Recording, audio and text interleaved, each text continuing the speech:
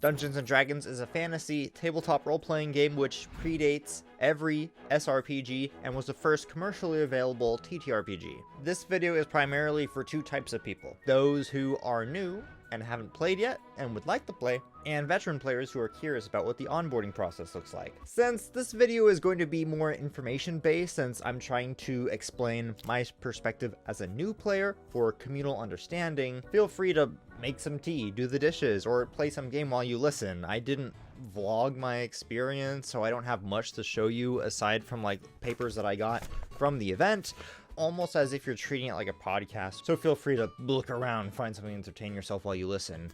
And if you're on the bus or just vibing before bed, I'm gonna have some Baldur's Gate 3 footage from a playthrough showing on screen for most of the video, so hopefully that will enjoy you if you fall into the latter. Also, Baldur's Gate 3, while it's a great game, it is not good for brand new players. I had such a frustrating experience trying to learn how the game worked that I almost refunded it, but that's a video for another day. As for the D&D sessions, I was lucky enough that my local public library ran monthly sessions for new players. How this worked was, it was a one-shot that took almost 2 hours each month, only about one puzzle, one roleplay moment, and 3 combat encounters throughout the one-shot, and it only took roughly 2 hours, so it was a very easy time commitment for even full-time people, and as well as it being an introductory experience, is good for everybody. And in my experience, this was a fantastic introduction, as we'll get to in just a moment. Since our external perspectives of a particular hobby or media impact how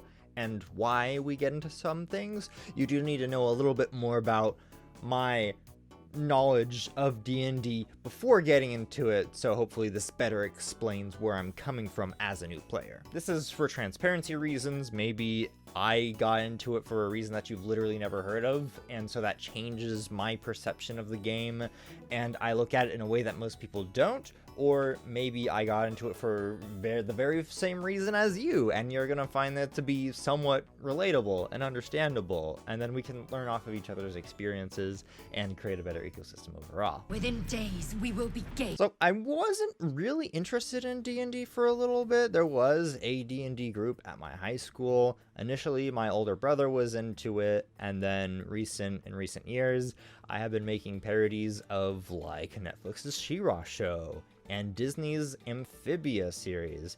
And one of the voice actors that I hired on to voice some characters in those does some D&D streaming and even creates their own dice. So I commissioned to have some Hollow Knight themed dice for my brother, since D&D was something he seemed to really enjoy from what I can remember of growing up with him. And he doesn't really have anybody that he can play D&D with, so I was able to get a Goblin Pathfinder one-shot as well as this set of custom dice made for him. And this was, in my opinion, a really cool gift. However, he still didn't know a whole lot of people that could play D&D with, or didn't know a way, or like have people that he wanted to play the game with. And this turned into me asking a bunch of friends, people who already played D&D, and there's just not an entry. There's not really a way to go in with their like multi-year long campaigns, where it's the same group of people that they've been playing with over and over, and nobody's interested in inviting a new player into the group. But even more of my friends were interested in D&D. They just had no way to get into the game, as there's no real introductory point for D&D. It's a game that has spread almost exclusively via word of mouth for the past 40 years, and thanks to whatever the Dungeons & Dragons movie is that happened, and the Legends of Vox Machina, and the meteoric success of Baldur's Gate 3, in these past couple of years, Dungeons & Dragons has not only entered the mainstream, but has actually kind of gained respect for the first time ever. I can even talk to my dad, and apparently there was people that he went to school with in the 80s who would play Dungeons & Dragons. And we can talk about this later, but when I showed up to the event at the library, there was children there who couldn't be much older than 10, as well as some people who, like, they were being called grandpa, so I assume that they are grandparents if that's what's happening. And it's cool that there's something that people, it doesn't matter what age you are, you can enjoy the game. And is it just me, or does it feel like there's so many things nowadays where it's just gated per generation, like millennials and Gen X. There seems to be very little opportunities for them to kind of get along. Same goes with like Gen Z and millennials. I know we have a lot of video games that we can share, but there's also like between Gen Alpha and Gen Z, there's a little bit of a controller issue going on with like the iPad kids and to the console kids. Things are kind of weird, and it was just super refreshing to see people from all across the human lifespan sit down at one table for a game that they're all equally excited to show up and play. This is something that I really hope that I can make my family bond a little bit more over, and if I know so many people who are interested in playing the game don't have a way to get into it, then maybe I can learn the game and create a bunch of one-shots, and then I'd be able to help a bunch of people play the game for their very first time to get that experience. Like I mentioned before, how it was one puzzle, one roleplay moment, and 3 combat encounters, there was 2 separate one-shots, and they had also 1 roleplay opportunity, 1 puzzle, and 3 combat encounters. And they're all pretty easy stuff, so I imagine that it would be kind of easy. And then once people get an experience and an understanding of the game and the resources and the math behind it, then they could go on to enjoy more of the resources that are available for everybody. I know there's like Discord groups or like various websites where you can meet with people to get campaigns going, but I don't know if I just had a uniquely bad experience or what, because my initial understanding and immersion into nerd culture, I'm just gonna say D&D is nerd culture very loosely. I'm sorry if it's like a rude thing to call it, or if it's not classified under nerd culture. Maybe it's geeks culture and there's like a war between the nerds and the geeks. I don't know. I'm new to this, but I grew up with Magic the Gathering, and I went to a game store to get some card sleeves for it. And I didn't know that there was a difference in size between Yu-Gi-Oh card sleeves and Magic the Gathering card sleeves, and I asked the person at the game store, that I was like, hey, I'd want these sleeves. And they called me retarded and then walked away. And so I just left the store. And that was my first experience at a game store. And then my second time, I had bought a Magic the Gathering deck from Target, and in one of the booster packs it came with, I opened up a foil Scarab God, and that was while that card was valuable, since it was being played in the standard game format at that current time. And I realized it was worth a lot of money, so I went to the game store and I turned it in, and somebody who I wasn't even talking to, they weren't like an employee or anything, they came up to me afterward and called me stupid, cashing in this $80 card for 40 bucks, because I could have sold it to some of the people just hanging around the store and gotten 80 for it. But the thing is, like, I didn't feel comfortable talking to people, especially after my first encounter. And then after the second encounter there, I was like, geez, I am never coming back to one of these stores ever again. 2 for 2, am I right? Holy shit. And now that I have gone to a bunch of other Friday Night Magics and other stuff and spoken to people who like create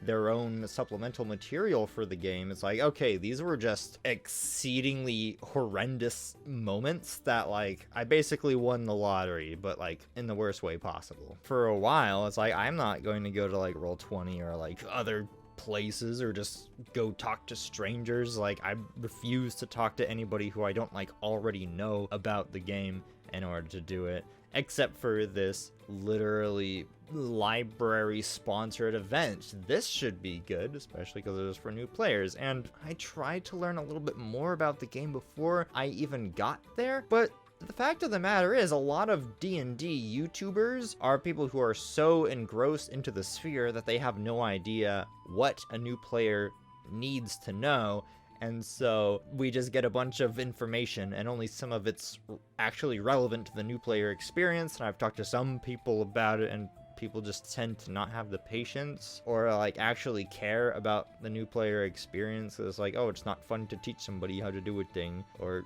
just playing the game. I don't know. There's no good resources in my opinion, and it's like the rule book is 500 pages. That's longer than most novels. And then a lot of YouTubers who's like, oh, I just need to learn how to create a character. It's either people who they just don't know what a new player actually needs to know, in order to start playing the game and just brings up more questions than answers, or it's just YouTubers who are so excited to talk about the thing that they love and they just information dump and overwhelm a new player. And so I haven't found a single YouTube channel that has been a good resource for new players. Fortunately, after binging Loot Goblin Marketplace's videos, I know the rules are kind of loose. It's whatever the dungeon master wants the rules to be is the rules, so as long as I'm running the campaign, nothing really matters. So that's a huge load off. I don't have to sweat about it anymore. I can just go to an event at the library and just ask my questions there to the DM. As long as I'm not taking up too much time,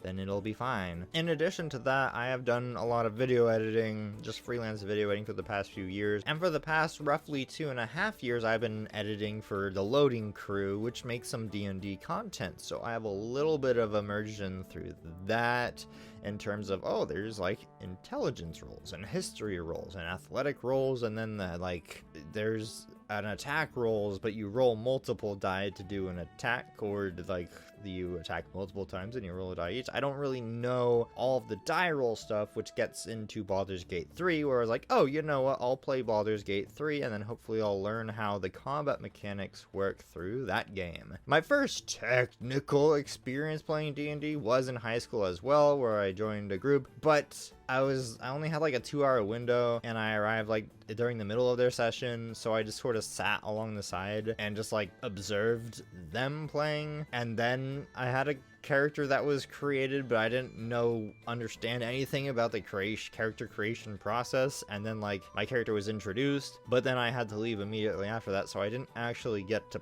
play, and I didn't understand anything that was going on. So that was my first technical experience, quote unquote, playing the game, but I didn't actually play, so blah blah blah. So I get to the library and it's the campaign, and I get to pick a halfling rogue named Nora, and these are all pre-made characters that have a very rudimentary like stat line. And in fact, this was a very, I don't think streamlined is the correct word for it, but it's like, oh, here's your armor class and here's your 2 attacks, and then you roll for armor class. When you use these weapons, this is your modifier to find out whether or not you hit, and then this is your d6 plus whatever damage for the damage roll, and then here's your special ability or 2, and then you have 4 skills that you can use throughout the game, and then hit points. It had a fraction of the amount of details that a regular character sheet would have, because it's a simplified rules set. And in fact, for the entire one shot, this little 2-hour campaign, we only needed 2 die, 1 d20 and a d6, and the library thankfully provided it. Even though I had my own dice at this point, it was still very nice to have. Our first encounter was some like skeletons, and then there was a puzzle where we had to collect these magic gems and then put them in the holes in the wall to open up the next room, which was like a secret laboratory where like a living gas came up and revived the skeletons. And after we beat that, we descended down some stairs into this crypt with some, I don't know, like simulacrum zombie things that would just always respawn until you destroyed the glyphs on the wall. And then there was like some fake gold coins in the corner. And what we did initially is, for this final encounter, I found it to be really fun because each time that we killed the zombies, they regen with like half their HP. So we just knocked them down to like nothing. And then I just started having my character to look around the room. Let's grab some gold and investigate random stuff while the zombies are just eternally regenerating and dying immediately after because they don't have any hit points. And then the quest giver came down at the end, was like, oh yes, I saw the whole thing. I was like following closely behind. Here comes your reward. And I was like, you know what, if I just like roll my stealth check to like stab him from behind, because he's offering us this much gold, he probably has more on him, and it's a one shot, so like why do I care if he lives or dies? And I actually succeeded in excess, and the dude narrowly saves a saving throw and then runs away, and that was like a fun way to end it. And then the next session for the new players the following month, I was scolded by the person who like ran the event, not the DM that we had, but a different person. They're like, I stop being like a murder hobo. It's like, but it was the end of the campaign. Anyways, Yeah, that's how I got in trouble for being an accidental murder hobo or something. I don't know. I might also be using the word completely wrong. My apologies. Anyway, this is my completely brand new experience. Well, I guess brand new experience is the wrong way to say it, but I'm not too huge on the D&D verse. And since then, I got Horde of the Dragon Queen pre-made campaign, which, looking through the book, I'm like, wow, this is a lot more than what I've played thus far. Am I capable of DMing? I'll figure it out whenever I wing something that's usually better than if I premeditate it. Blah blah blah. Although I did have an interesting idea about how the combat works. So some people, they have like maps and little figurines that they use, but you don't actually need the figurines stuff. You just need the dice and some like paper and pencils, and then it's good. You can do game now. And I saw some people, they really like a visual. However, I learned with the land and different spells that if you have an environment that you can move around in, you can exploit ranged spells, and it opens up a lot of room for cheesy strategies. So I was like, okay, what if I do a thing where it's kind of like Final Fantasy, where it's like the characters and then the enemy character, and there's no environment that you can run around in. Because even in Doom Eternal, if you play the game on Ultra Nightmare, if you just get as far away as you can and then attack and then run away and attack and run away and attack, like, you can just get through the game pretty easily. It's not fun at all, but it's just like a really easy way to win. And apparently there's a lot of very similar mechanics in like roguelikes and other things that people use to like speedrun. So yeah, I was like, you know, this seems like it might be more fun combat wise to just get rid of like the 3D space and just have your character like take turns to a certain extent, obviously. But I was like, I don't want to have to draw maps and have the little character pieces as much. Might take away like, oh, this is not the optimal strat for beating X amount of character because I cannot stand square amount of tiles away. I just be like, oh, this character takes a turn reaching you, and not, okay, let me mathematically formulate out with the Pythagorean theorem how many tiles away I can run away and still attack, and you won't be able to reach me on my next turn, so I can do the same thing again until I run into a wall, and then I use my mountain climb to climb up on the ceiling, and then the character can't beat me unless they roll a strength check for pounding on the wall, and then I fall down, but then I grant flight or like something else, so I just don't ever have to interact with the boss, and I continue to pepper spray them from afar.